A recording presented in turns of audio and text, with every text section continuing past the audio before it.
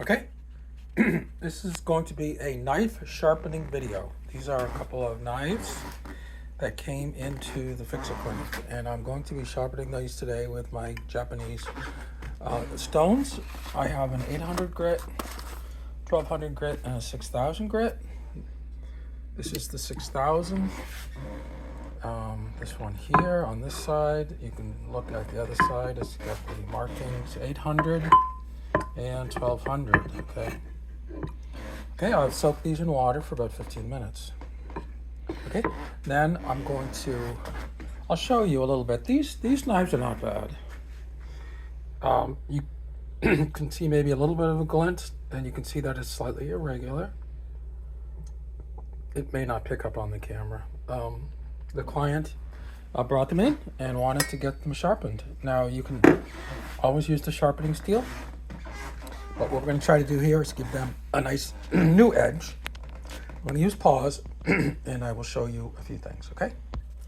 First, I just wanted to show you a knife that I happen to have on my own. Now this is not sharp at all, and these ones are not bad at all. They're actually quite sharp. It's just that the client wants them perfect. So I was able to cut this, for example, just by swinging down with the knife in a fashion on the edge. I'm not going to do it here because I can't do it with one hand, okay? My knife did not do so well. I couldn't cut it, okay? So my knife needs to be sharpened. But that's another story. Okay, now I'm going to get into actually using the stone, and I'll show you a little bit of technique there, okay? Okay, the basic idea is on something like this, you're looking for a relatively small angle. They say, 22 or 30 or something like that. But the key is to try to keep a steady angle. And I'm only using 1 inch here because, of course, I'm filming it. The idea is to go over the entire length of the blade and to try to cover the entire length of the stone. It's best to use 2 hands, and it's best to try to rigidly lock it and move forward with your body, okay? Not with your arm, let's say. The idea is to give it an increasing as stable a pattern as possible. So these are just some general principles. The stones can be resurfaced after a time because they always need to be reflattened. You can never wear a completely perfect pattern on the stone, okay? And I'm gonna do a couple now also without the camera on. That was just a demo, okay? Okay, I finished on the first one. I would say the edge on that actually looks great. And this is only on the 800 stone. The 800 stone I would spend the most time on because that's what's doing your work to get your new edge.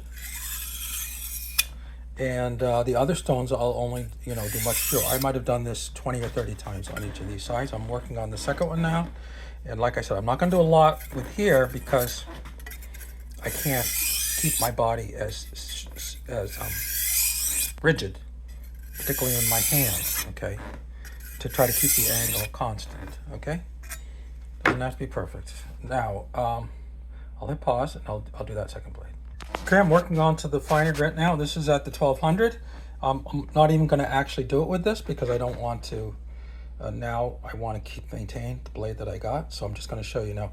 When you get a little bit of grit building up, I've already put the 800 back, but when you get a little bit of grit building up, just leave it on the stone. Don't try to wash it off while you're doing it, because that grit actually is going to help you do the work, okay? That grit, as you wear off some of the material from each of the edges, is the same grit, of course, that the stone is made out of, and that's going to help you do it. So now I'm just going to do a much smaller number, 5, 6 maybe on the this one, and I'm going to finish off with the 8000. Okay. Okay, I finished off on the 1200. Now I'm going to do the 8000. On the 8000, the instructions on this one say not to inundate it with water like these ones. These are in a pan of water. I let them soak 15 minutes. This one, you just sprinkle some water on the surface. Okay, and I'm only going to give even a smaller number on this one. Okay, 4 or 5 on this. Okay. Okay, I finished up on this. You can see that I got a little bit of, you can see the little grit on the white, a lot easier. Now I'm just going to finish them up with the sharpening steel. The sharpening steel, as you run the edge along it, it will push the metal on both sides into the point, okay? Just to compress the edge at that point, okay? Okay, just to show you the motion on the steel, you move it down. It's the same idea as cutting.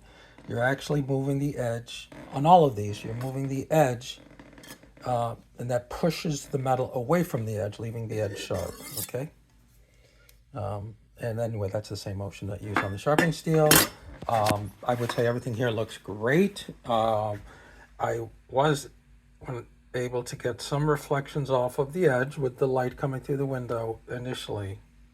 And now I'm not getting any glint. Now this is hard to put on the camera anyway. It's with the eye, you can see it when there's a slight glint off the edge. That's a little slight irregularity. And when it's coming to a point, you don't. So, okay, this is it for today. Thank you very much.